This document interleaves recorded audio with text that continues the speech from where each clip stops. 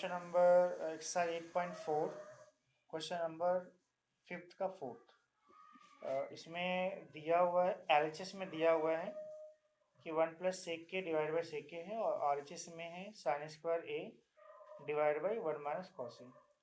तो इसमें दोनों साइड में सॉल्व हम कर सकते हैं। तो पहले हम एलएचएस लेकर सॉल्व करना स्टार्ट करते हैं। अगर एलएचएस लेकर सॉल्व करते हुए आरएचएस मिल गया तो बहुत अच्छा, नहीं मिला तो एलएचएस को ले जाकर हम कहीं रुक जाएंगे, फिर आरएचएस को लेंगे और फिर वही जो डेस्टिनेशन है वही हम, तो दोनों एक जगह ही मिलना चाहिए।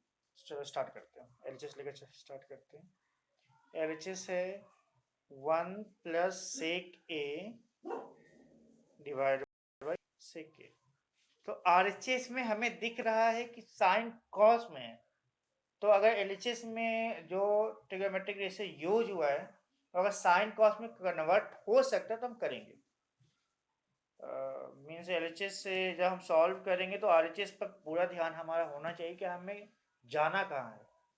तो आरएचएस में साइन और कॉस है तो हम एलएचएस में अगर साइन कॉस मीन्स एलएचएस में साइन कॉस लाने की कोशिश करेंगे तभी तो आरएचएस का हमारे पास आएगा। तो यहाँ पे हम जो सेक ए है उसको हम 1 बाई कॉस ए लिख सकते हैं, क्योंकि सेक ए कॉस ए का उल्टा होता है। तो इसको हम जो सेक ए है उसे हम 1 बाई कॉस ए लिख देते हैं, और जो डिनोमिनेटर में भी सेक ए है तो हम इसे 1 डिवाइड बाई कॉस ए लिख सकते हैं। अब ऊपर में कॉस ए एलसीएम हो जाएगा, तो हमारे पास आ जाएगा cos A plus 1 divide by 1 by cos A.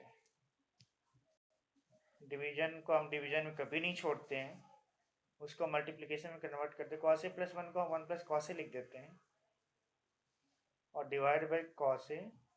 और जब ये जो डिवीजन है इसको, ये जो डिवीजन है इसको हम मल्टीप्लिकेशन में कन्वर्ट करेंगे तो रिवर्स हो जाता है। तो ये कॉस ए डिवाइड बाई 1 हो जाएगा, 1 हम लिखते नहीं है। तो यहाँ से फ़ायदा हमें ये होगा कि कॉस ए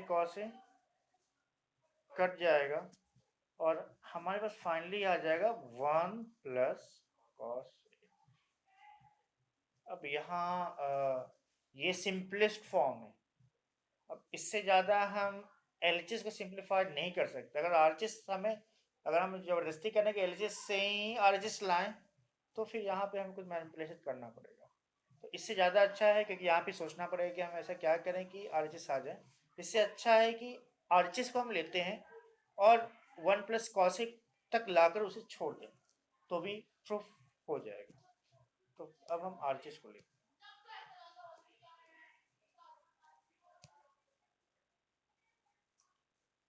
आरएचएस हमारे पास है,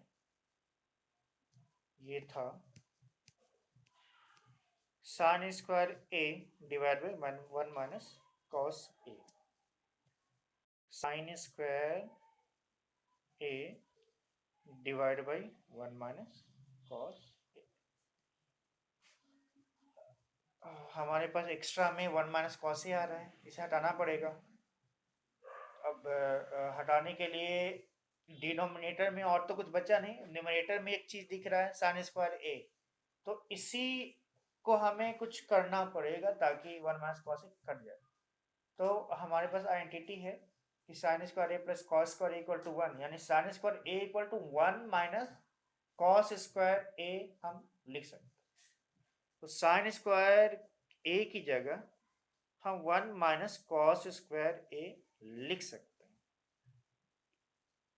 अब इससे फायदा ये होगा, ऐसा लिख देने से, कि ये जो है वो जो न्यूमरेटर है वो समथिंग ऐसा बन गया और डिनोमिनेटर तो 1 माइनस कॉस ए है। तो ये एक आइडेंटिटी का यहाँ पर हम यूज कर सकते हैं। तो आइडेंटिटी है क्या? वो आइडेंटिटी है कि ए स्क्वायर माइनस बी स्क्वायर के फॉर्मेट में है। जो न्यूमरेटर है वो ए स्क्वायर माइनस बी स्क्वायर के फॉर्मेट में है, और इसको हम लिख सकते हैं ए plus B into A minus B.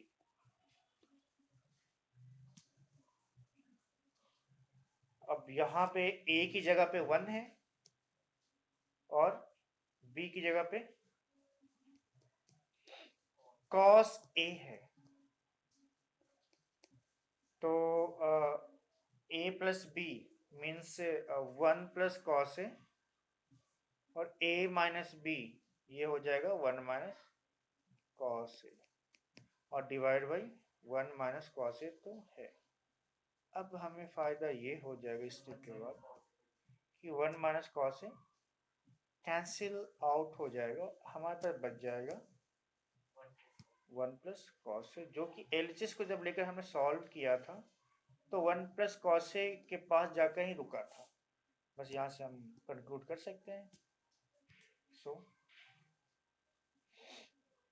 LHS equal to RHS